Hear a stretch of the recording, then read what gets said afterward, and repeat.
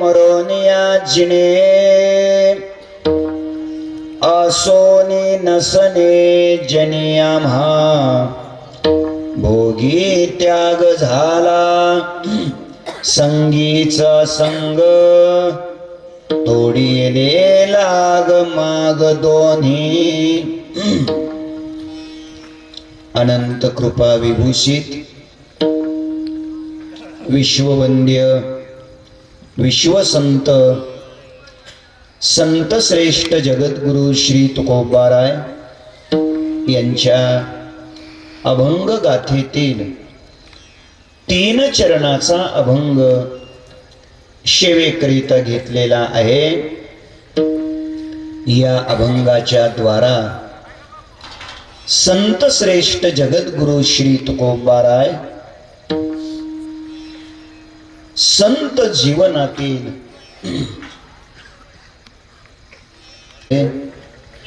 अखिल गुणनिधान भक्तवत्सल जगदाधार रुक्मिणी प्राण संजीवन भगवान श्री पांडुरंग परमात्म्याच्या असीम कृपेद्वारा कैवल्य ज्ञान चक्रवर्ती विश्वमाऊली ज्ञानोबाराय वैराग्य शिरोमणी संत हृदय सम्राट विश्ववंद्य जगद्गुरु श्री तुकोबाराय आदी करून सर्व संत महंतांच्या आशीर्वादाने उपस्थित संत महंत भाविक सज्जन माता भगिनी परिसरातून वया पवित्र गावातून हजर असलेले वारकरी संप्रदायातील ज्येष्ठ श्रेष्ठ अध्वर्यू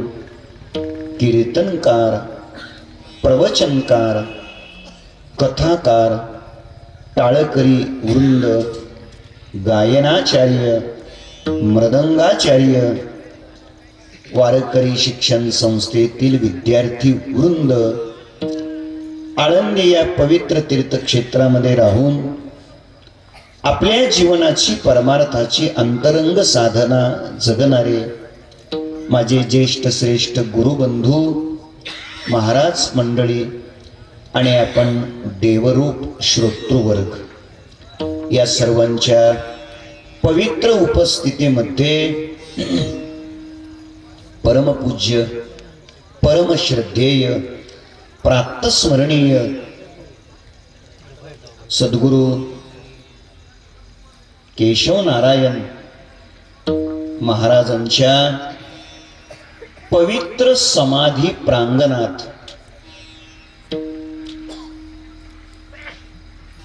12 वर्षानंतर येणारा हा अभूतपूर्व भक्ती महोत्सव आणि या महोत्सवातील आजच्या दुसऱ्या दिवसाच्या चिंतन सेवेचा सुयोग या संस्थांचे अधिपती हरिभक्तीपरायण आदरणीय परमश्रद्धेय ज्ञानेश्वर महाराज आणि वारकरी संप्रदायातील आदरणीय हरिभक्तीपरायण भागवताचार्य वेदशास्त्र संपन्न अनंत महाराज यांच्या आदेशातून या सेवेचा सुयोग माझ्या वाट्याला आलेला आहे। संकल्पित वेळेमध्ये म्हणजे राहिलेल्या 1 तासामध्ये आपण अभंगाचं चिंतन करण्याचा प्रयत्न करू। विठ्ठल विठ्ठल विठ्ठल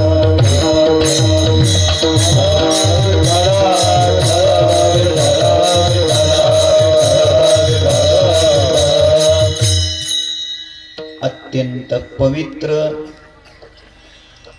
पुण्य पावन असा हा काळ आहे। वारकरी संप्रदायातील जी व्रताची अर्थात जी उपासनेची अंग आहेत त्यातील महापर्व काळ ज्याला म्हटलं त्याचं नाव आहे महाशिवरात्र। पर्व विशेष भागवत धर्मी कृष्णाष्टमी, रामनवमी, नरसिंह जयंती, वामन द्वादशी, उत्तमोत्तमे महाशिवरात्र असं नाथ महाराज बोलतात. तर वारकरी संप्रदायातलं सर्वोच्च व्रत म्हणजे महाशिवरात्रीचं व्रत आहे. आणि या महाशिवरात्रीच्या पवित्र पर्व काळात या उत्सवाचा प्रारंभ आहे. म्हणजे हा काळ अत्यंत पवित्र आहे. दुसरी गोष्ट, ज्या स्थळामध्ये आपण ही सेवा करत आहोत हे स्थळ का निगूढ मठ होवावे शिवालय, असं 6व्या अध्यायात विश्वमाऊली ज्ञानोबाराय बोलले. त्या पद्धतीनं एक अत्यंत शांत, एक अत्यंत रमणीय, एक अत्यंत अंतर्मुख करणार, वृत्तीमध्ये सहज पारदर्शकता आणणार आणि अंतःकरणामध्ये चांगले स्फुरण करणार असे पवित्र स्थळ हे आहे. स्थळही पवित्र आहे, कालही पवित्र आहे. एवढंच नव्हे तर वेदमंत्राच्या द्वारा मंत्रदेवतेला बोलावून यज्ञाच्या रूपाने आणि दुसरीकडे भगवत नामचिंतनाच्या रूपाने हा परिसर आस म्हणतात नामचिंतनाच्या द्वारा दुमदुमलेला आहे. म्हणजे हे वातावरणही काय आहे? पवित्र आहे. इथली माती पवित्र आहे, इथली हवा पवित्र आहे, इथलं अन्न पवित्र आहे, इथला प्रत्येक रजकण देखील पवित्र आहे. स्थलाचं पावित्र्य आहे, कालाचं पावित्र्य आहे, वेळेचं पावित्र्य आहे, वातावरणाचं पावित्र्य आहे. ऐका, वारकरी संप्रदायातील भक्तीच्या क्षेत्रातली अत्यंत अंतरंग साधना करणारी साधक मंडळी या ठिकाणी उपस्थित आहेत. कोणी टाळ घेऊन आहेत, कोणी मृदंगा करीत आहेत, कोणी कीर्तन श्रवणा करीत आहेत. असं इथे उपस्थित असलेले वैष्णवही हृदयाने अंतःकरणाने पवित्र आहेत. आणि अशा या सर्व पावित्र्यात सुस्नात होण्याचा, स्नान करण्याचा आणि आपल्या पावित्र्याच्या तीर्थाचं प्राशन करण्याचा सुयोग आज मला लाभलेला आहे. हे मी माझं सौभाग्य समजतो. विठ्ठल विठ्ठल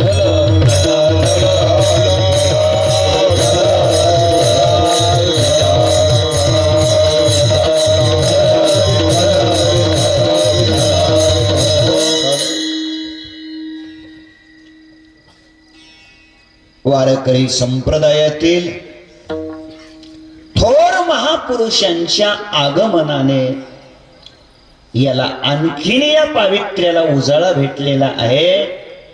वेदशास्त्र संपन्न, परमपूज्य परमश्रद्धेय भागवताचार्य, प्रज्ञाचक्षु प्राप्तस्मरणीय काकांच्या अमृतवाणीतून आपण इथे श्रीमद भागवत कथा श्रवण करत आहात. हाही एक अलौकिक असा योग इथे प्राप्त होतोय.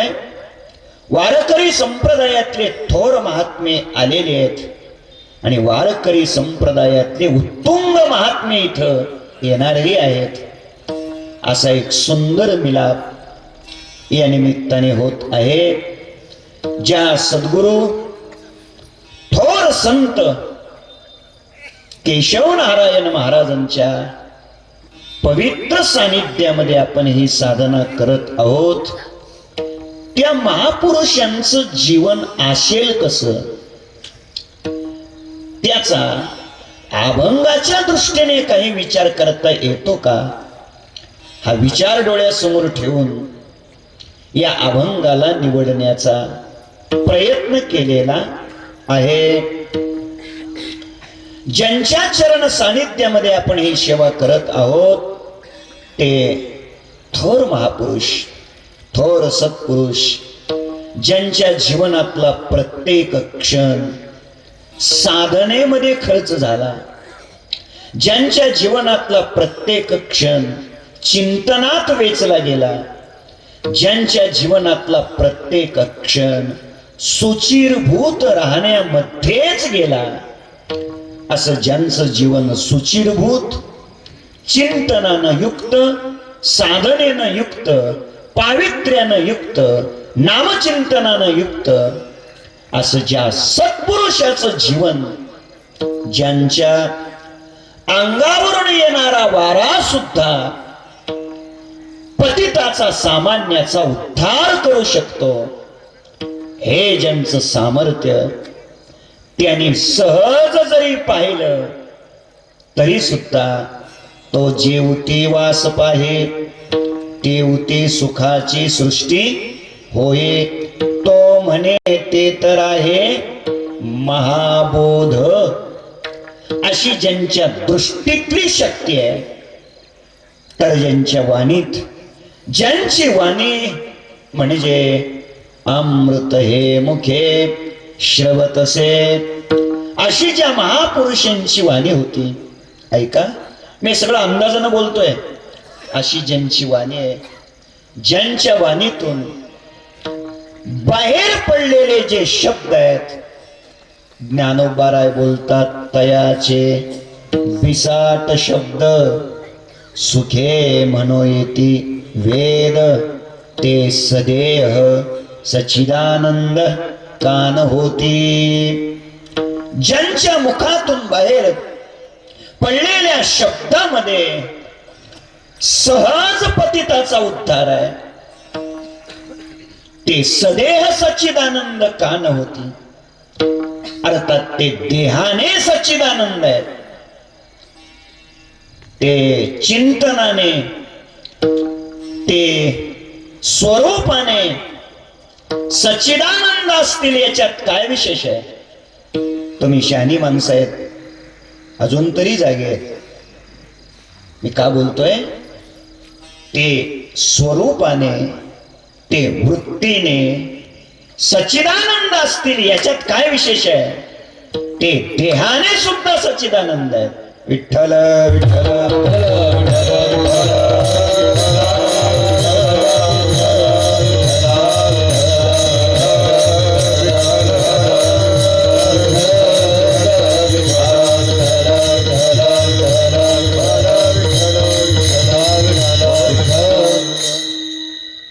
त्यांचा देहही सच्चिदानंद आहे. मला थोडीशी येतात का वर महाराज? ऐका, थोडीशी जी माहिती मिळाली त्या अनुषंगाने मी बोलतोय. जिवंत समाधी आहे, या अर्थाने मी थोडं बोलतोय. होऊ शकते, का बरं? त्याचं कारण आहे, त्यांचा देह सुद्धा सच्चिदानंद. गोविंद गोविंद मना लागलिया छंद, मग गोविंद ते काया. गोविंद सुद्धा काया, ब्रह्मभूत काया होतसे कीर्तने. त्यांची काया ही देव आहे, देव. या जर काया देव बनू शकते, काया गोविंद बनू शकते. विठ्ठल विठ्ठल विठ्ठल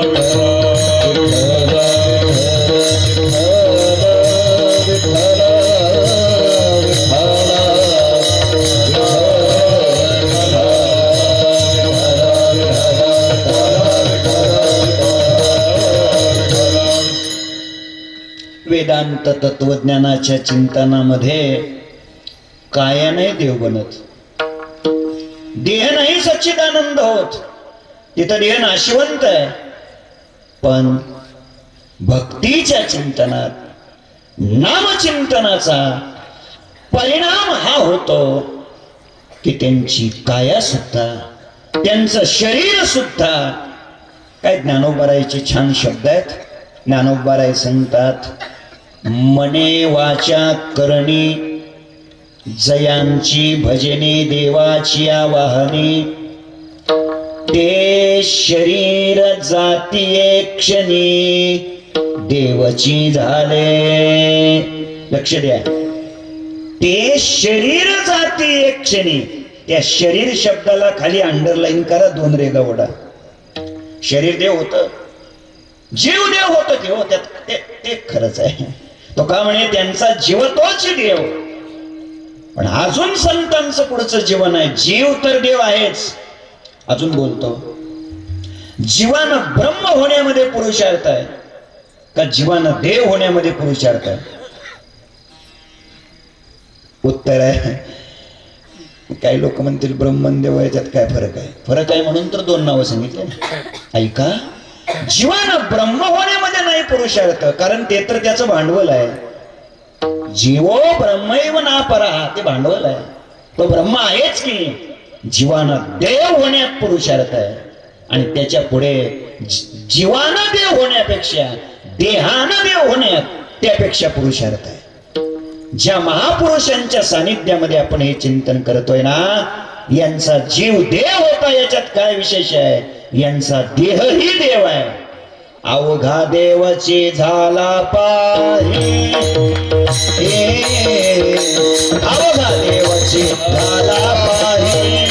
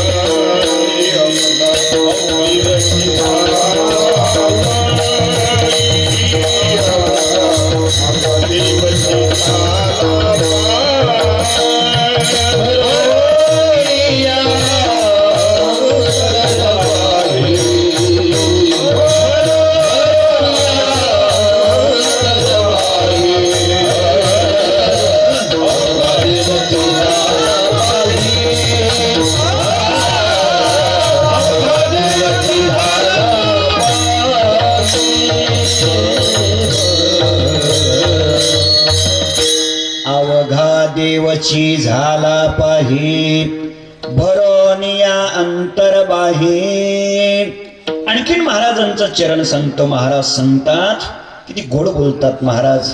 महाराज सांगतात, बीज भाजूनी केली नाही आम्हा जन्म मरण नाही. पुढे बोलतात महाराज, आकाराशी कैचा ठाव, देह प्रत्यक्ष झाला देव. काय शब्द आहेत तुकोबारायांचे. कुठं आता आकार राहिला तिथं, तिथे आकाराचा संबंध राहिलेला नाही. आणि ऐका, जरी आकार दिसत असला तरी तो आम्हाला दिसतोय. तिथे आता आकार राहिलेला नाही.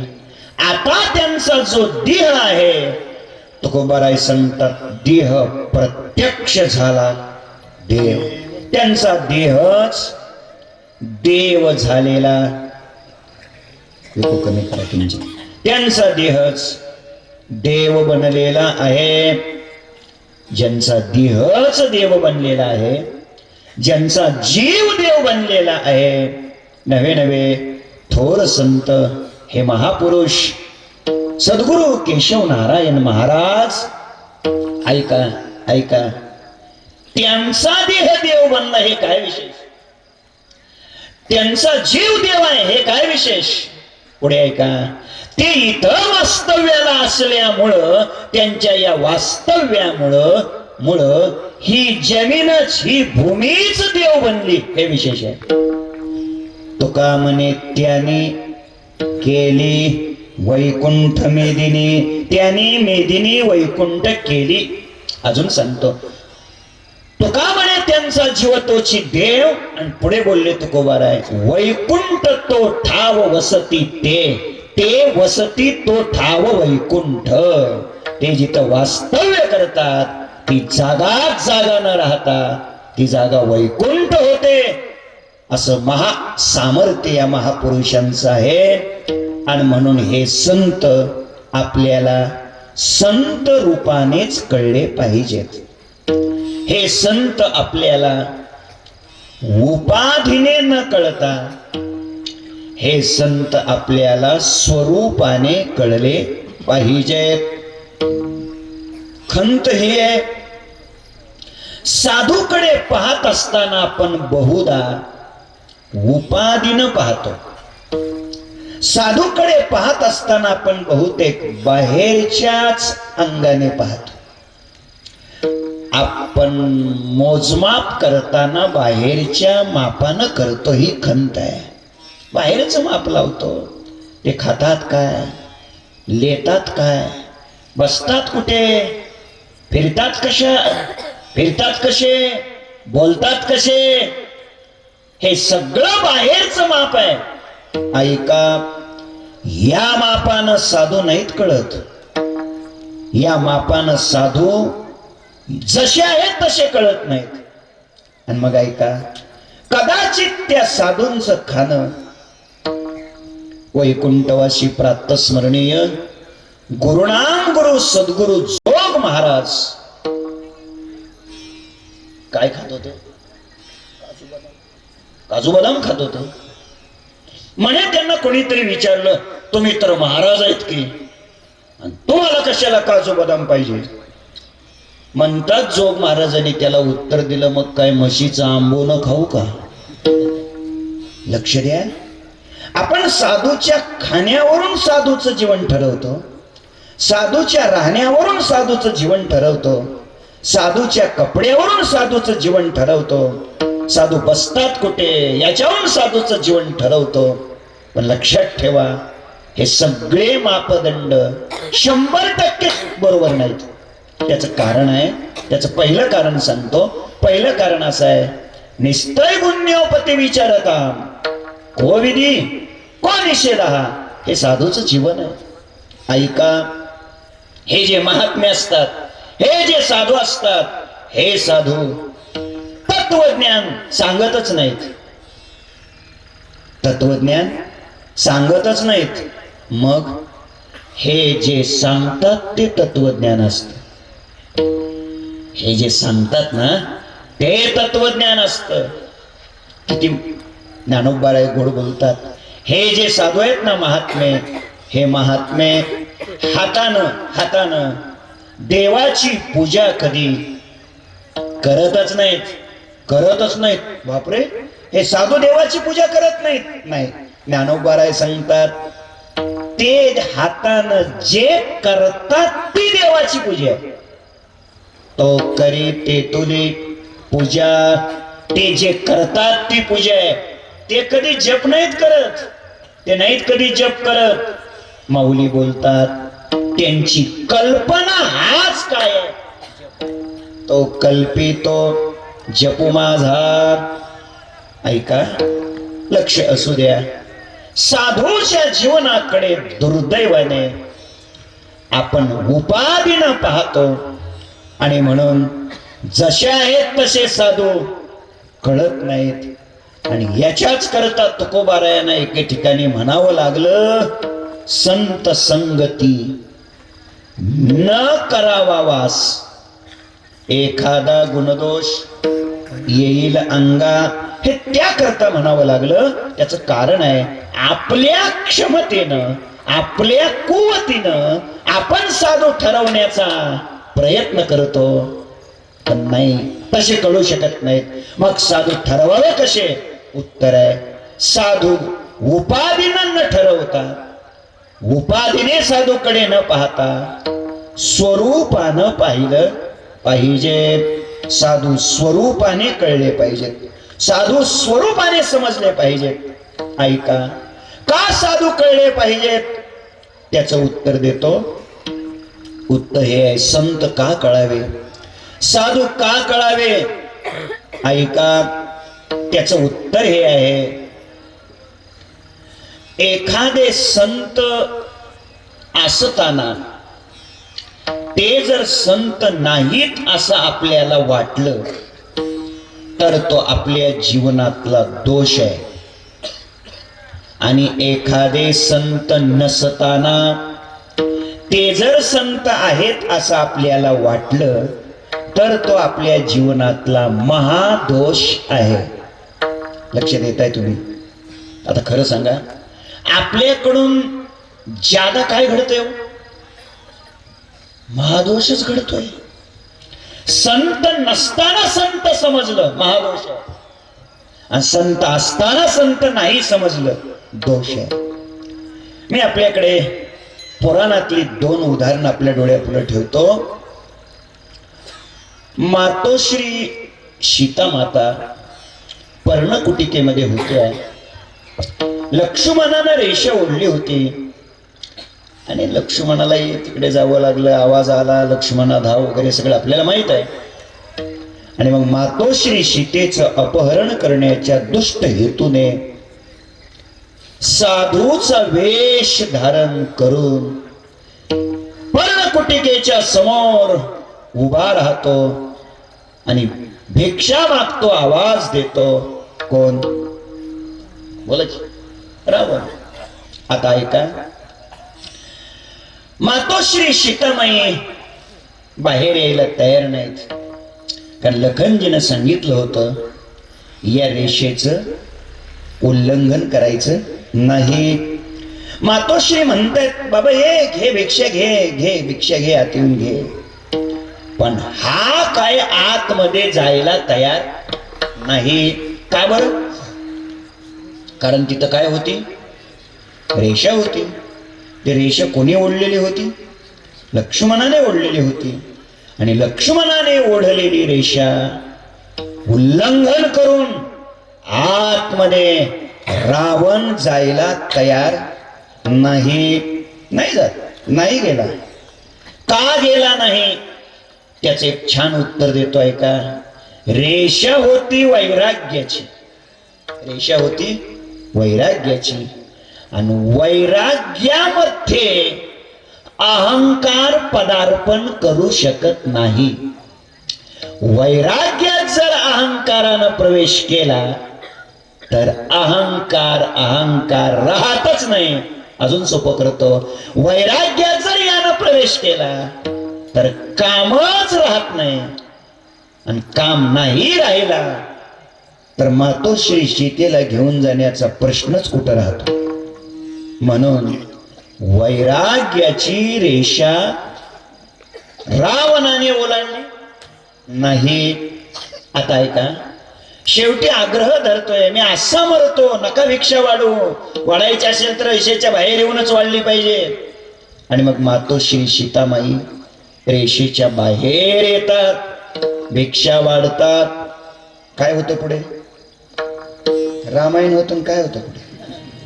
ऐका ऐका, लखनजीनं ओढलेली रेषा होती. कशाची? मातोश्री सीतेला मर्यादा घालून दिली होती, या रेषेच्या बाहेर यायचं नाही. पण मर्यादेच्या रेषेचं उल्लंघन कोणी केलं? मातोश्री सीतेने केलं. मर्यादेच्या रेषेचं, अर्थात मर्यादेचं उल्लंघन जनकाच्या कन्येनं केलं. मर्यादेचं उल्लंघन राजा दशरथाच्या सुनेनं केलं. मर्यादेचं उल्लंघन या जगाचा मालक भगवान रामप्रभूच्या पत्नीनं केलं. मर्यादेचं उल्लंघन या जगाची जगन्माता आदिमाता मातोश्री सीतेनं केलं. झालं काय? मर्यादेचं उल्लंघन केलं, त्याचा परिणाम 6 महिने रावणाच्या बंदीखान्यात राहावं लागलं, दुःख भोगावं लागलं. जरा लक्ष द्या, मी किती विशेषणं लावून बोललोय.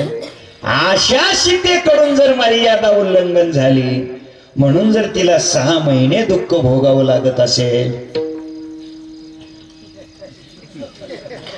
समजत आहे का नाही कुणाष्ट? चला, या अंतर बरंच ठेवलंय यांनी, नीट ऐका. म्हणून जीवनामध्ये स्त्रीनं मर्यादा रेषेच्या आतच राहिलं पाहिजे. याचा अर्थ मी पुरुषांना क्लीन चीट देतोय असा अर्थ नाही. म्हणजे यांनीच मर्यादा पाळायची आणि तुम्ही म्हणजे लेझीम खेळत घरी यायचं असा त्याचा अर्थ नव्हे. मर्यादा सगळ्यांनीच पाळली पाहिजे. तर चला, मातोश्री सीतेनं भिक्षा वाढली आणि रावण घेऊन गेला. मला एक छोटा मुद्दा तुम्हाला विचारायचा आहे. मातोश्री सीतेनं भिक्षा कोणाला वाढली? बस एवढं सांग. कोणाला वाढली भिक्षा? शहाणी माणसं बोला की. हा, कोण होता तो? साधू. साधू होता. आणि भिक्षा कोणाला वाढली? साधूला वाढली. बरोबर आहे की नाही? आता ऐका, साधू होता का तो? साधू नसताना साधू समजलं आणि भिक्षा वाढली. बरोबर? म्हणजे मातोश्री सीतेचा निर्णय चुकला का नाही? साधू नसताना साधू समजलं, काय झालं? घेऊन गेला आणि काय झालं? बघा धोका कसा झाला. साधू नसताना साधू समजलं. अजून एक महाभारतातला अजून एक प्रसंग आहे, आपल्याला माहित आहे. द्वारकेच्या बाहेर पाणवठ्यावरती एक संन्यासी बाबा आले होते. मग आता गावात चर्चा सुरू झाली. संन्यासी आलेत, मोठे महात्मेत वगैरे वगैरे अशी चर्चा सुरू झाली. ती चर्चा राजवाड्यात पोहोचली. बलराम दादाच्या कानावरती चर्चा आली आणि बलराम दादाने कृष्णाला सांगितलं, कृष्णा, अरे कुणीतरी संन्यासी भाऊ आलेत म्हणे. मला असं वाटतंय आपल्या घरी त्यांना आणावं. भगवान कृष्णाने सांगितलं, आपण नाही बाबा संन्यासीच्या नादीला आणायचे, तर तुझ्या जबाबदारीवर आण म्हणे. मग तर बलराम दादाला वाटलं आपण आणायचंच. गेले बलराम दादा, दर्शन घेतलं, हात जोडून उभा राहिले. महात्मन, महाराज, आपले चरण आमच्या झोपडीला लागावे, आपण आमच्या घरी यावे. महाराजाची विनंती केल्यानंतर संन्यासी खवळले, नारायण नारायण. बापरे. पुन्हा बलराम दादा म्हणतायत, तुमच्या चरण स्पर्शाने आम्ही पुण्यवान होऊ, सेवेची संधी द्या. नारायण. कारण असं असतं, तारीख मागितल्या लगेच द्यायचे नसते. असं थोडं एकदम लगेच नसतं वय म्हणायचं. उद्या फोन करा, परवा दिवशी भेटा, आषाढीत या, कार्तिकीत या. आता कुठं राहिलं या आषाढीत आणि कार्तिकीत? काय राहिलंच नाही. आता फोनवरच सगळा कार्यक्रम आहे. अवघड आहे. ऐका, शेवटी आग्रह धरल्यानंतर कसे तरी संन्यासी तयार झाले, आले, राहिले. आता त्यांची सेवा करायचं काम सुभद्रेकडे दिलं. सुभद्रेला पाहिलं संन्यासी खवळले, नारायण नारायण. बापरे, साधू कडक वाटतात. तरी पण सेवा केली.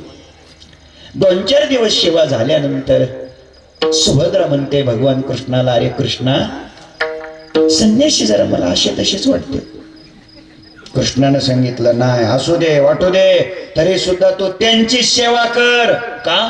त्यांची सेवा केल्यामुळंच तुला अर्जुनाची भेट होणार आहे. काय झालं? काय नाही झालं. संन्यासी घेऊन गेले सुभद्रेला. काय झालं? ऐका, मला मुद्दा फक्त तुमच्या पुढे मांडायचा आहे, लक्ष द्या. बलराम दादाने आपल्या घरी आणलं कोणाला? आणि होते का साधू ते? अहो, तो अर्जुन होता. चला, म्हणजे किती घोटाळा होऊ शकतो याकरता संत साधू आपल्याला कळणं अत्यंत आवश्यक आहे. ते स्वरूपानं कळले पाहिजे, ते स्वरूप स्थितीनं कळले पाहिजेत. जोपर्यंत साधूचं जीवन स्वरूपाने कळत नाही, लक्ष द्या, उपाधीनं प्रत्येक साधूच्या जीवनातल्या घटना वेगळ्या वेगळ्या आहेत, पण स्वरूपानं मात्र सगळे साधू एकच आहेत. स्वरूपानं सर्व साधूंचं जीवन एकच आहे. समाजाच्या समोर संताचं साधूचं खरं स्वरूप काय आहे हे लक्षात यावं म्हणून जगद्गुरु श्री तुकोबाराय साधूच्या संतांच्या जीवनातील काही अलौकिक क्रिया त्या कशा असतात याचं उत्तर सेवेकरिता घेतलेल्या अभंगाच्या पहिल्या चरणात देतात. बोलो बोलणे मराठी बोलो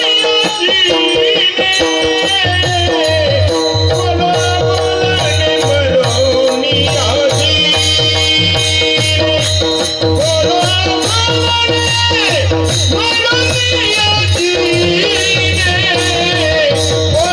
बोलणे मरोनी आजी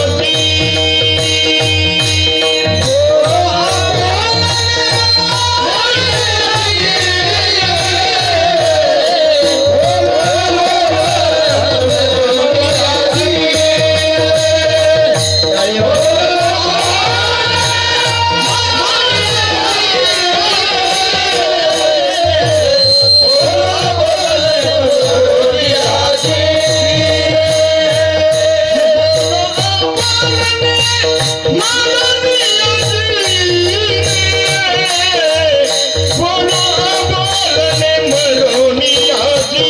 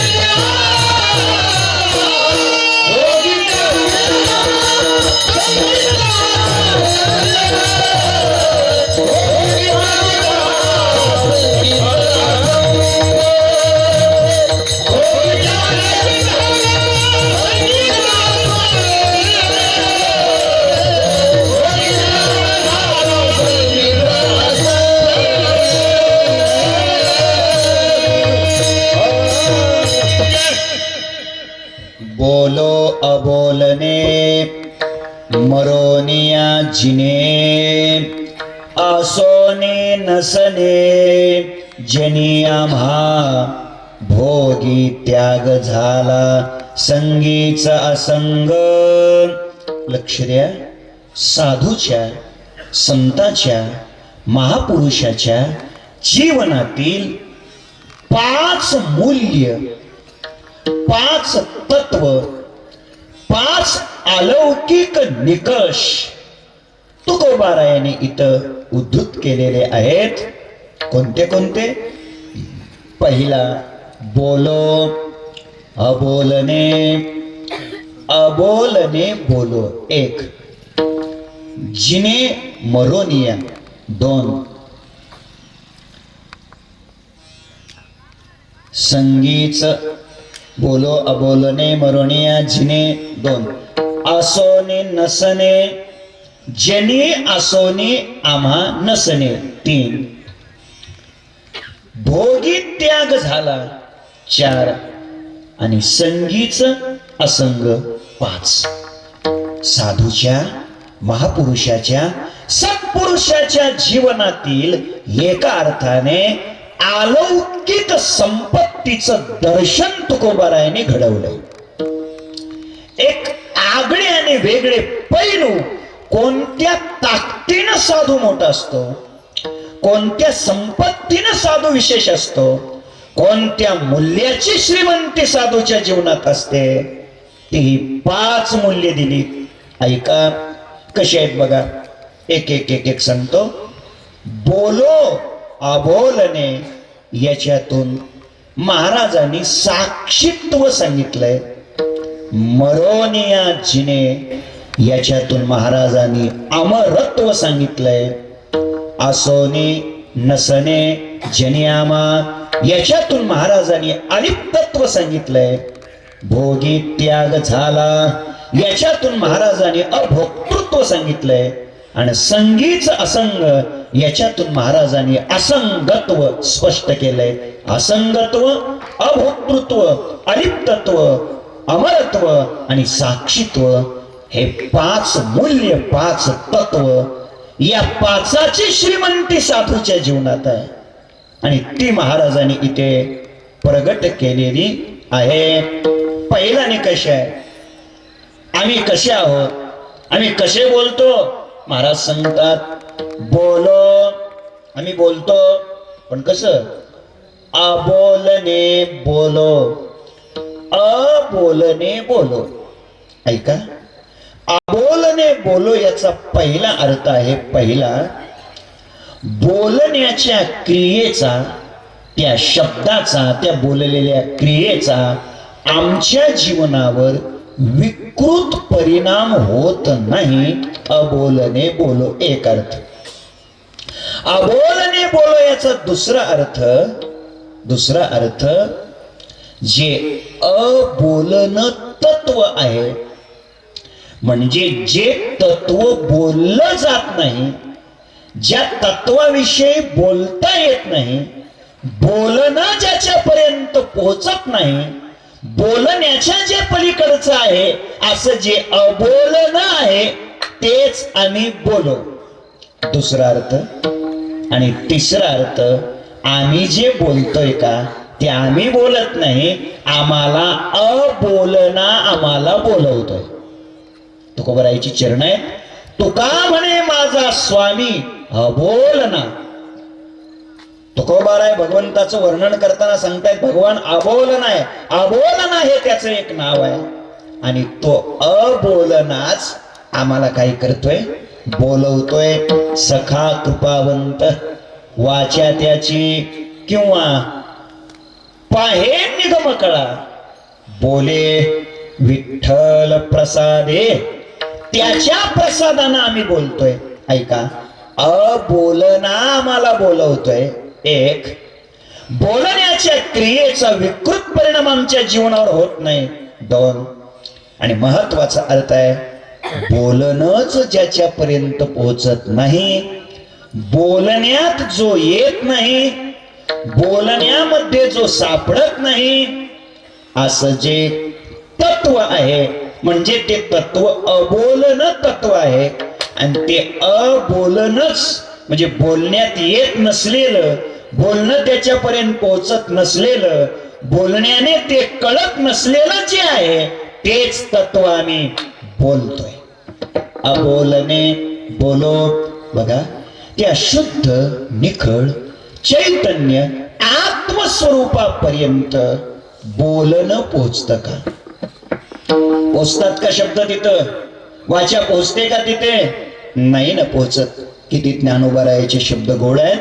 माऊली बोलतात, जेथ मनाची नखी न लगे, बुद्धीची दृष्टी नरिगे, इंद्रिया कीर जोगे, काही होईल. आणि जे प्रणवा पहिलीकडे, वैखरीशी जे कानडे, काहीशी आहे सांगडे, नव्हेची जे वस्तू, ते अक्षर अव्यक्त, निर्देश देश रहित, सोहम भावे उपासित, ज्ञानी जे. ऐका, त्या शुद्ध परम तत्वापर्यंत ज्ञानोबाराय सांगतात, हा तर्काची दिठी, गोचर नोहे किरीटी, ध्यान याची भेटी, उत्कंठा वाहे, हा सदा दुर्लभू मना आपण हे साधना. अर्थात या परमात्मा तत्वापर्यंत मनाचा प्रवेश नाही. म्हणून तर श्रुती माता स्पष्ट बोलते, यतो वाचो निवर्तन्ते अप्राप्य मनसा सह. अजून सांगतो, किती गोड बोलतात ज्ञानोबाराय. ज्ञानोबाराय सांगतात, या शुद्ध परमात्मा तत्वापर्यंत तो जाऊच शकत नाही. कोण?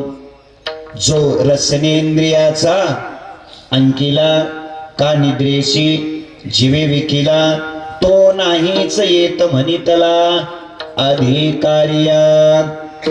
आणखीन बोलतात ज्ञानोबाराय, जयाची या इंद्रियाची या घरा नाही विषयाचा हेर झारा, तो आत्मबोधाची ओवरा पहुडला असे. या शुद्ध आत्मतत्वापर्यंत कोण पोहोचू शकतो? ज्ञानोबाराय सांगतात, तैशी आत्मप्रभा नित्य नवी तेची करुणी ठाण दिवी, जो इंद्रिया ते चोरोनी जीवी तयाशीच भावे. आता हे चोरूनच होत ना, इतकं कसं स्पष्ट सांगू. तयाशीच भावे तोच तिथपर्यंत पोहोचू शकतो. इंद्रिया ते चोरोनी जेवी. इंद्रिया ते चोरोनी जेवी म्हणजे काय?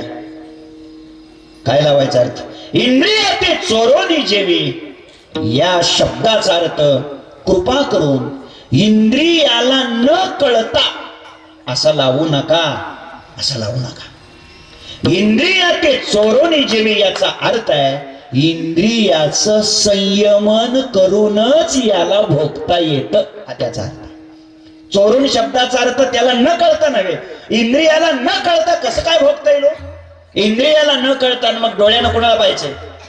डोळे तुम्ही घ्या रे सुख, पहा विठोबाचे मुख, इंद्रियाला माहीतच होणार आहे ना. इंद्रियाचं संयमन केल्याशिवाय त्या शुद्ध तत्वापर्यंत जाता येत नाही.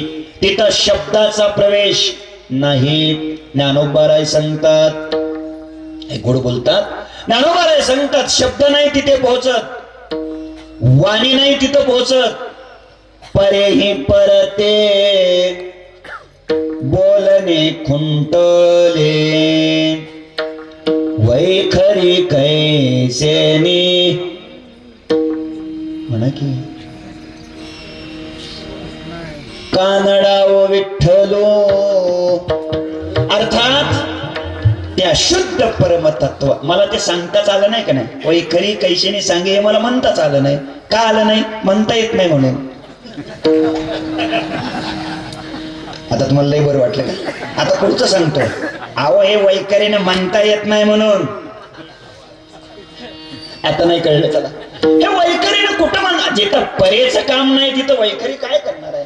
वैखरी मध्यमा पश्यंती परा. या चारही वाण्या या परमात्म तत्वाला विषय करू शकत नाही. असं हे अशब्दम अस्पर्शम अरूपम अरसम अगंधम असं हे तत्व आहे. इथे शब्दाचा प्रवेश नाही, वाचेचा प्रवेश नाही, बोलण्याचा प्रवेश नाही. ज्ञानोबाराय सांगतात, ते शब्देवीन संवादिजे इंद्रिया नेनता भोगिजे बोलादी झोंबिजे प्रमेयाशी. शब्देविन संवादो दोजेविन अनुवादो हे तव कैसेनी हे तव कैसे निगमे. थोडक्यात या सगळ्या बोलण्याचा अभिप्राय हा आहे, शुद्ध चैतन्य आत्मतत्वापर्यंत बोलणं पोहोचतच नाही. तिथं शब्दाचा प्रवेश नाही.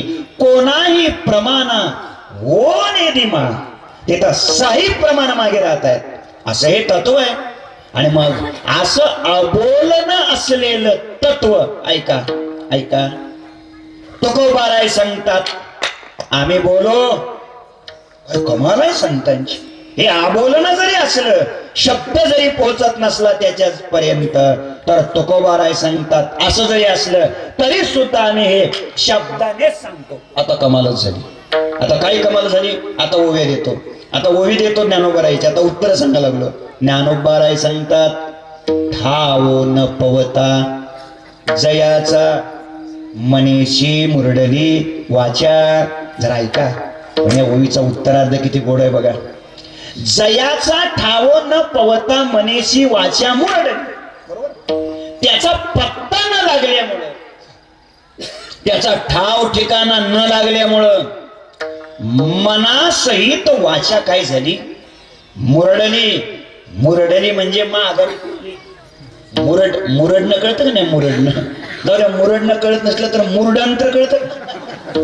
ज्ञानाराव आता 2 मुरडणं राहिले तेवढे काय ते लोक म्हणतात. ते दुसरा शेतकरी म्हणतो ना हो आता एकदा त्याच मुरडण फिरलं. बरोबर आहे की नाही? ते पुन्हा नाही माणूस कामात मुरडण फिरलं म्हणतो. मुरडली मनासहित वाचा माघारी फिरते. पण पुढेच ते अर्ध्या ओळीत ज्ञानोबाराय सांगतात तो देव. कोणता देव? मने सहित वाचा ठावो न पवता जयाचा मुरडली असा देव. तो देव होय शब्दाचा चमत्कारू. पण तोच देव शब्दाने प्रगट करता येतो. शब्दाने प्रगट होतो. आता कमालच आहे. कशी कमाल केली तुकोबारायने बघा. तुकोबाराय सांगतात शब्दाच्या पलीकडे जरी असला ना तरी सुद्धा त्याला आम्ही वाचेतच बांधतो. वाचेची या आळा कवळीले ब्रह्म चुकविला लाग पृथक तो. चुकविला लाग पृथक तो. वाचेची या आळा कवळीले ब्रह्म चुकविला लाग चुकविला लाग.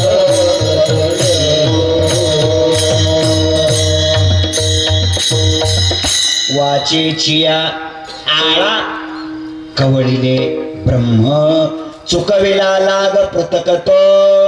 असं जरी असलं तरी आम्ही त्याला कशात आणलं? वाचेत आणलं. आता ऐका ज्ञानोबाराय किती छान बोलतात. 6व्या अध्यायात ज्ञानोबाराय सांगतात या कारणे मी बोलेन बोली अरूपाचे रूप दावीन अतिंद्रिय परिभोगवीन. इंद्रिया करवी हे अतिंद्रिय असलेलं तत्व आहे. इंद्रियात आणीन. हे अरूप आहे याचं रूप दाखवीन. आणि यासाठी मी ह्याला सगळं असलेलं तत्व काय करील? बोलण्यात आणील. जरा लक्ष द्या. अबोलन तत्व आहे. बोलणं याच्या जवळ पोहोचत नाही. पण संतांनी क्रांती केली. अशा अबोलण्या तत्वालाच त्यांनी बोलण्यात आणलं. अर्थात ते अबोलनच बोलतात. अबोलने बोलो. मला वाटतंय नाही अजून ते पक्क डोक्यात बसलंच नाही. हे अबोलने बोलो कसं हे थोडं स्पष्ट करतो. मोकळं करतो. अबोलने बोलो कसं? जुन्या काळातली गोष्ट आहे. मुलगी पहिल्यांदाच माहेराला येते. म्हणजे नांदायला गेल्यानंतर पहिल्यांदाच माहेराला पहिल्या दिवाळी सणाला येते. आणि मग योगायोगाने काही काळानंतर लगेच पहिलाच अधिक मास आलेला होता. आता आलाय ना अधिक मास. म्हणजे याचा अधिक मास नाव का? अधिक आलाय म्हणून. ज्यादा आला ना अधिक मास. तो सर्वश्रेष्ठ आहे म्हणून पुरुषोत्तम मास. मळ नष्ट करतो मलमास.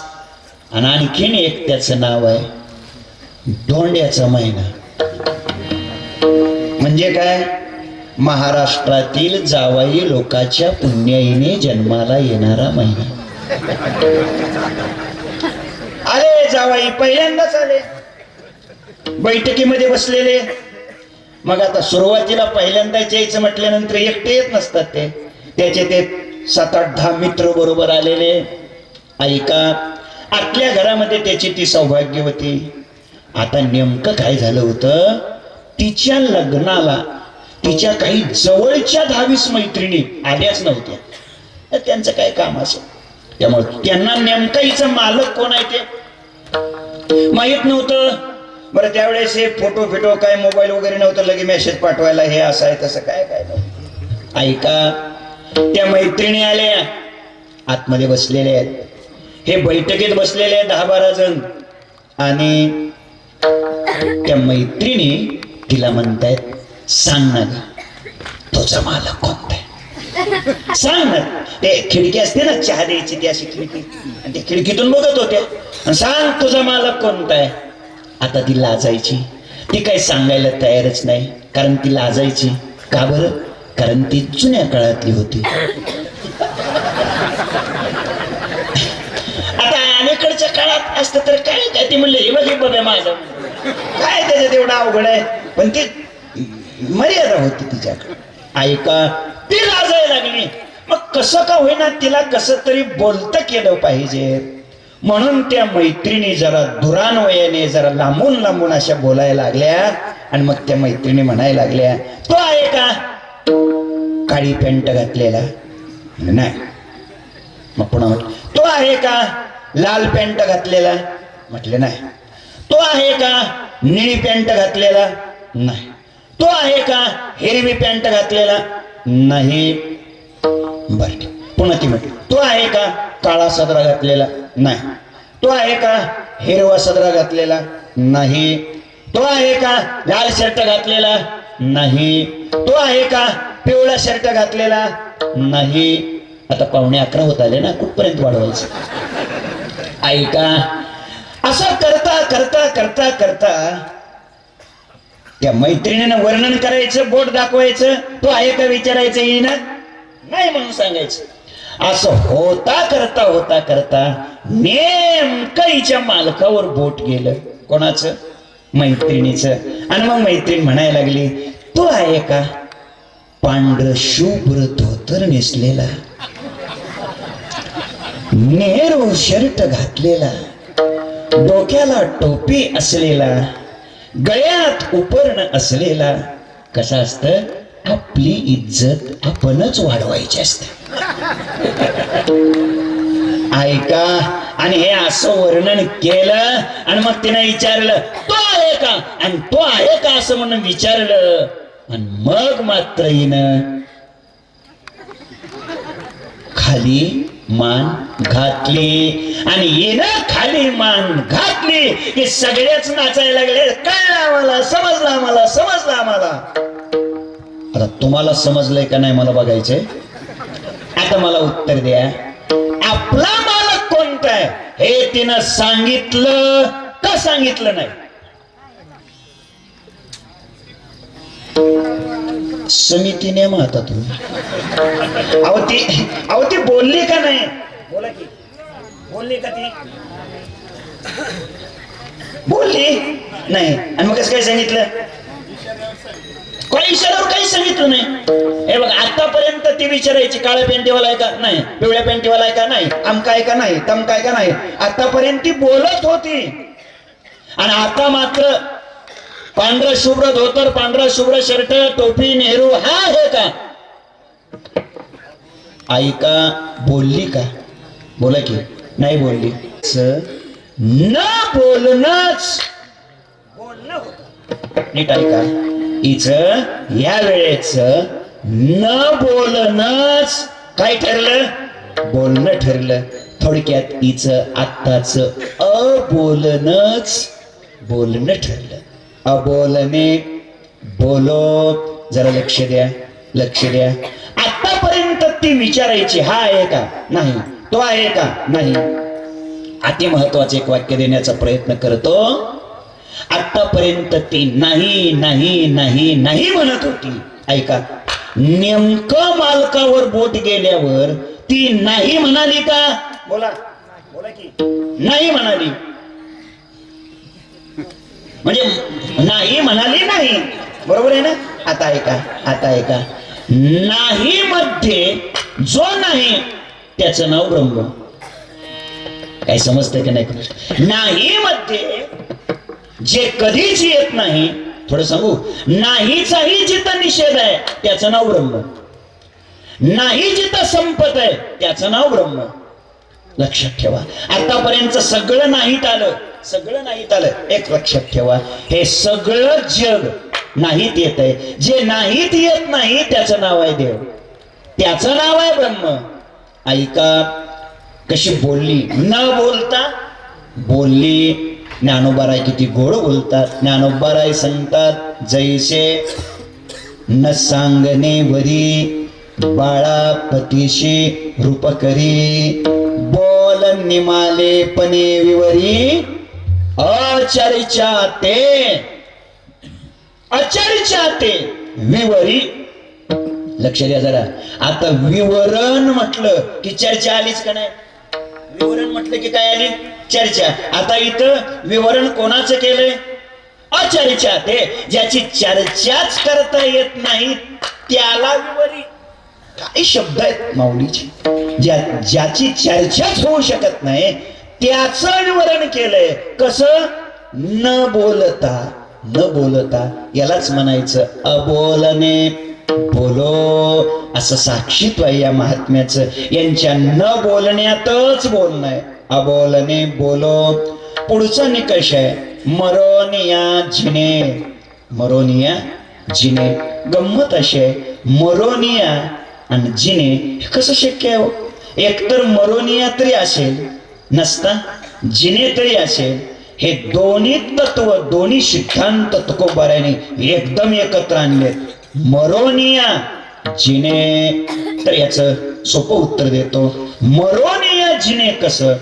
दोन्ही बरोबर कसं? तर दोन्हीही बरोबर आहे. पहिली गोष्ट आहे मरोनिया. मरण म्हणजे काय? मरण म्हणजे काय? या शरीराला जीवानं सोडणं याचं नाव आहे मरण, बरोबर. आणि या शरीराला जीवानं न सोडणं याचं नाव काय? जन्म, जिन, बरोबर. आता हे दोन्ही कसं आहे? बरोबर आहे का? मरोनिया. मरोनिया म्हणजे या शरीराला जीवानं सोडून देणं म्हणजे मरण. आता यांच्या बाबतीत मरोनिया कसं बरोबर आहे सांगतो. तर ऐका, यांनी या शरीराला काय केलंय? सोडूनच दिले की कुठे यांनी शरीराचा संबंध ठेवलाय सांगा? माझी या देहाची मज नाही साड. शरीराचा संबंध ठेवलाच नाही मरोनिया, हे बरोबर आहे. आणि दुसरी गोष्ट, यांनी शरीर सोडलंच नाही की हो. प्रयाण काळी देवे विमान पाठविले, कलीच्या काळा माझी अद्भुत वर्तविले, मानवी देह घेऊनी. शरीर सोडलं का? नाही सोडलं. शरीर सोडलं नाही म्हणून जिने बरोबर आहे, आणि शरीराचा संबंध याने ठेवलाच नाही म्हणून मरोनिया बरोबर. मरोनिया जिने.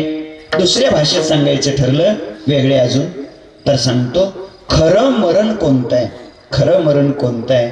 अंतःकरण आणि वासना यांचा कायमचा संबंध विच्छेद होणं हेच खरं काय आहे? मरण. अंतःकरणातली वासना जळून खाक होणं हेच खरं काय आहे? मरण. तर आता मरोनिया यांच्या विषयात हे मरोनिया कसं बरोबर आहे? उत्तर आहे वासना निमाली. समूळ ज्याची वासनाच यांच्या जीवनातली संपलेली आहे म्हणून यांचं मरोनिया बरोबर आहे. मरोनिया फक्त. आता जिने. आता जिने काय? वासना असणं म्हणजे जिने. जन्म घेणे लागे वासनेच. आता सगळी प्रमाणात वासना शिल्लक राहणं हे जिने, आणि वासना नष्ट होणं हे मरोनिया. दोन्ही बरोबर कसं?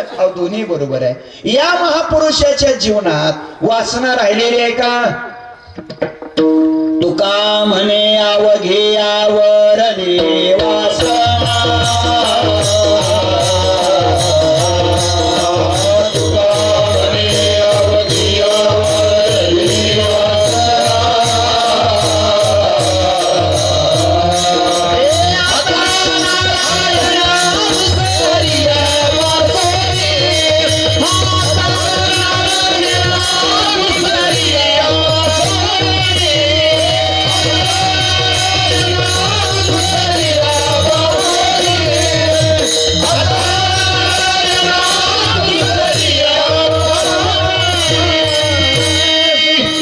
तुका म्हणे अवघी आवरली वासना. वासना आवरली, वासना संपली म्हणजे मरोनिया, हे बरोबर आहे. पण आता जिनेबी सांगायचे की वासना शिल्लक राहणं म्हणजे जिणं. आता वासना कुठे यांच्या जीवनात शिल्लक राहिली? अहो राहिली की. कोण म्हणते वासना यांच्याकडे नाही? आहेच ना वासना. आईशी आवडते म्हणा देवा. वासना कोणती वासना आहे? तुका म्हणे पायापाशी येईल आईशी वासना. बस देवाच्या चरणाजवळ राहणं ही वासना यांची शिल्लक आहे. दुसऱ्या शब्दात सांगायचं ठरलं तर अशुभ वासना संपली मरोनिया आणि शुभ वासना शिल्लक आहे जिने. असो मग काय सुरू बोलो अबोलने मरोनिया जिने. आणि पुढे म्हटले असोनी नसने जनियामा. जनात असूनही आम्ही नसल्यासारखे आहोत. पद्मपत्र मिवांबसा असं आमचं जीवन आहे. सत्यवादी करी संसार सकळ अलिप्त कमळ जळी जैसे. भोगी त्याग झाला. आता भोगात असतानाच त्याग आहे. आता कसं भोगी त्याग? त्याचे प्रमाण आहेत. भोगी झाला त्याग. गीती गाता पांडुरंग. इंद्रियाचा लाग आमावरून चुकला. भोगी त्याग कसा? उत्तर आहे भोग नारायणा देऊनी निराळी. ओविया मंगळी तोची गाती. असं त्यांचं जीवन आहे. भोगी त्याग झाला. संगीच असंग. संगात राहून सुद्धा ते असंगत्वच उपभोगतात. म्हणजे काय? म्हणजे संगात राहूनही त्या संघाशी ते लिप्त होत नाहीत, चिटकत नाहीत. मी नेहमीच बोलतो संगात राहणं निराळं आणि त्याच्याशी चिटकणं निराळं. बघा त्यात राहणं दोष नाही, त्याच्यात राहणं दोष नाही, त्याच्यात अडकणं चिटकणं खरं म्हणजे दोष आहे. लक्ष द्या. संसारात आपण राहणं वाईट नाही. जागेत तुम्ही. संसारात आपण राहणं वाईट नाही. संसार आपल्यात राहणं वाईट आहे. तो आपल्यात राहणं हे वाईट आहे. तर राहायचं त्याच्यात. फक्त त्याच्याशी काय करायचं नाही? चिटकायचं नाही. चिटकायचं नाही. कसं चिटकायचं नाही? असंगत्व कसं? कसं? अगदी नारळ असतो, वाळलेला नारळ असतो. तो जर हलवला तर तो खडखड खडखड वाजतो. हा, त्या नारळाच्या कवटीच्या आत खोबळा असतो का? बोला ना. असतो. पण आत राहूनही त्यानं कवटीला सोडलेलं असतं. याला म्हणायचं संगीचं असंग. संसाराच्या प्रपंचाच्या उद्या थोडंफार सापडलं, तो घेऊन निघाला, पळायला लागला, पळून चालला, गेलाही, पळालाही. पण जाता जाता या चोरी करण्याकरता आणलेलं जे साहित्य असतंय, काही वस्तू असतात, ते कुलूप उघडायला वगैरे, काय ते कडी काढायला म्हणा, काय ते लॉक तोडायला म्हणा, काय ते हे असतं ना, काय त्याचं नाव आपलं मारतूल म्हणा, अजून काहीतरी ते असतं बघा. काय असतं ते? काय? कटावणी? कैची? बर आहे, म्हणजे माहिती आहे. आणि जाता जाता काय झालं, त्या गडबडीत पडलं त्याचं काहीतरी असं साहित्य. गेले निघून, चोर निघून गेले. पोलीस आले. आता ऐका. आणि मग पोलीस शोधायला लागले. आणि मग शोधता शोधता ऐका, मग छिद्र कुणीकून पडले, तिकडच्या दिशेने गेले. पुढं पुढं जाता जाता मग त्या काही चोरलेल्या काही त्यांचे साहित्य ते काही सापडलं. आता नीट ऐका. आणि मग ते साहित्य त्यांना सापडलं आणि त्या साहित्याहून, त्या सापडलेल्या वस्तूवरून त्यांनी त्याचा माग घेतला. इकडं गेलेले असतील. नीट ऐका. सापडलेलं जे साहित्य आहे, जे वस्तू आहेत, तो आहे लाग. आणि त्याच्याहून घेतला गेला त्याचं नाव आहे माग. दृष्टांत फेकून द्या. आता सिद्धांत मला इथं सांगायचं आहे. हे असंगत्व, अलिप्तत्व, अभोक्तृत्व, अमरत्व, साक्षीत्व, या सगळ्या गोष्टी महाराजांच्या जीवनात का? तर त्याचं कारण आहे तोडी येले लाग, तोडी येला माग. लाग कोणता आणि माग कोणता? देहाच तादात्म्य हा आहे लाग आणि आत्मस्वरूपाचं अज्ञान हा आहे माग. लाग तोडी येणे म्हणजे देहाचं तादात्म्य संपलं आणि माग तोडी येणे म्हणजे आत्मस्वरूपाचं अज्ञानही संपलं. दुसऱ्या भाषेत सांगायचं ठरलं तर लाग म्हणजे ममाध्यास आणि माग म्हणजे अहमाध्यास. आणि तिसऱ्या भाषेत सांगायचं ठरलं तर लाग म्हणजे देहबुद्धी आणि माग म्हणजे द्वैत बुद्धी. महाराज सांगतात देहबुद्धीही संपली आणि द्वैत बुद्धीही संपली. ज्या दिवशी देहबुद्धी संपते आणि ज्या दिवशी द्वैत बुद्धी संपते त्या दिवशी खाली शिल्लक फक्त देवबुद्धीच राहते. आणि म्हणून तुकोबाराय सांगतात हे माझ्या जीवनात जे घडलेलं आहे ना, मी कसं आहे ना, हे माझ्या सांगण्यावर जर भरवसा नसेल तुका म्हणे नो हे दिसतो मी कैसा, तुका म्हणे नो हे दिसतो मी कैसा, तुका म्हणे नो हे दिसतो मी कैसा, तुका म्हणे नो हे दिसतो मी कैसा, तुका म्हणे नो हे दिसतो मी कैसा.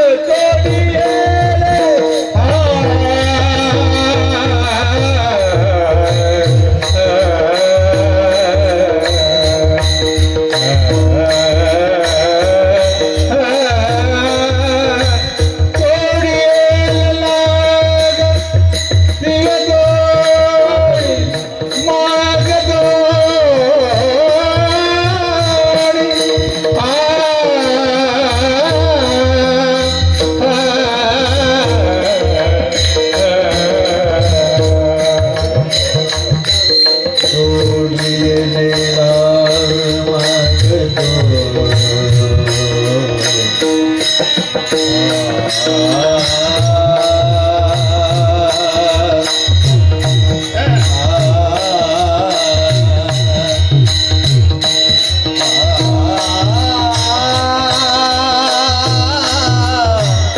वाजवा, टाळी वाजवा.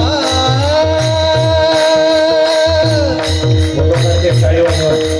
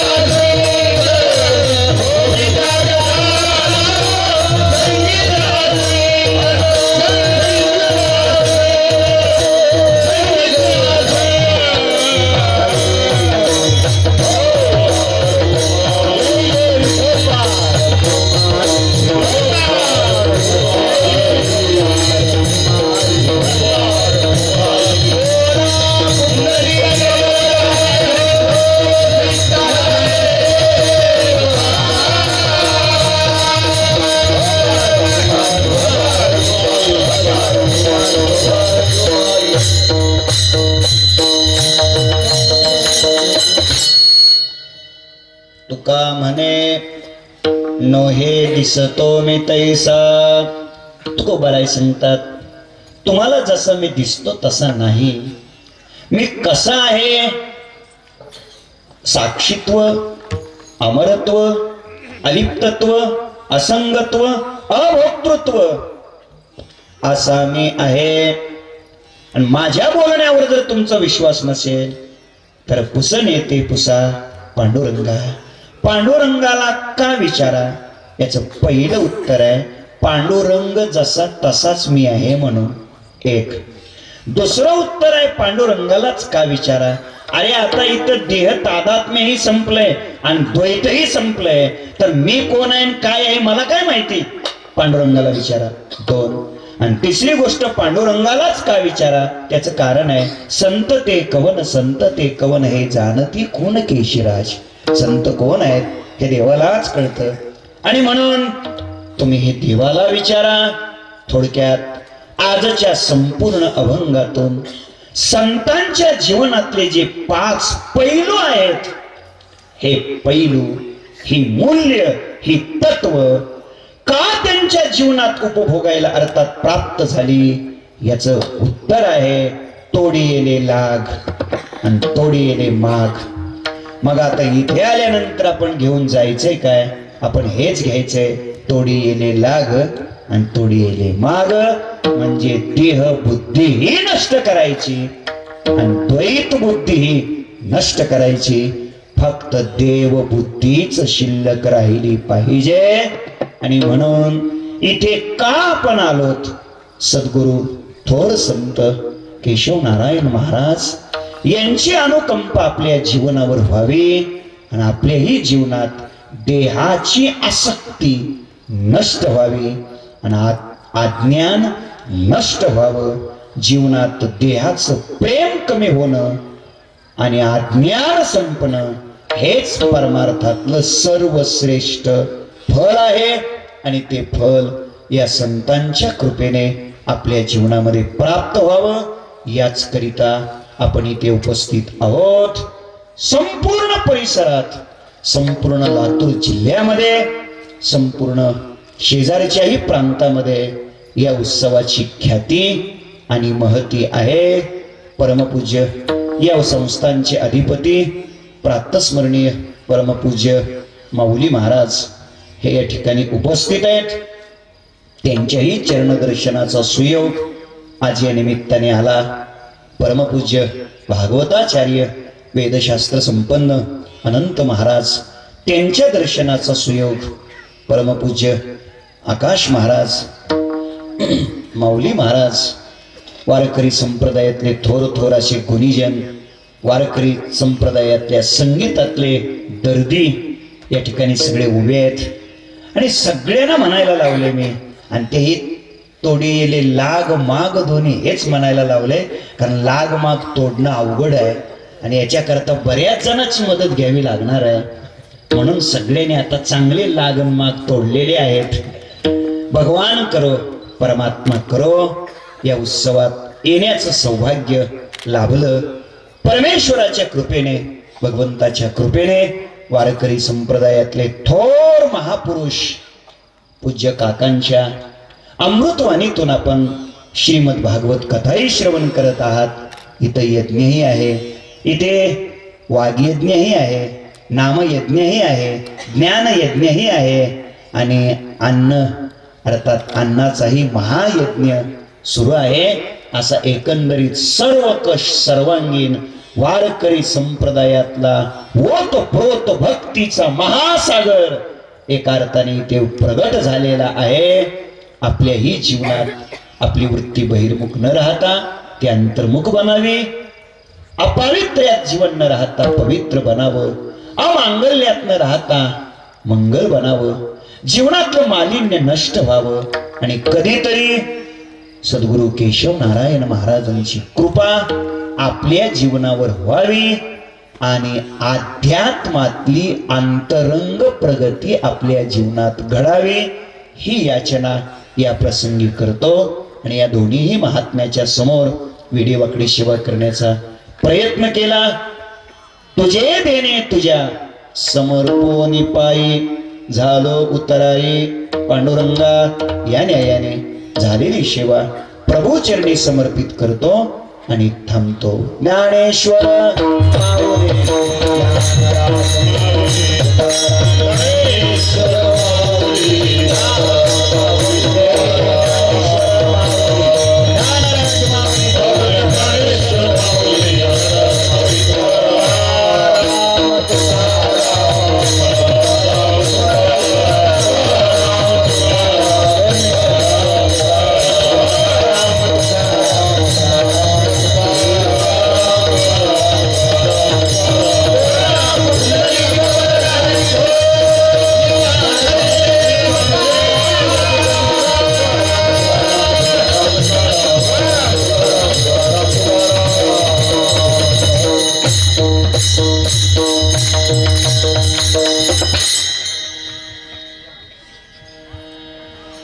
विठ्ठल जय जय विठ्ठल.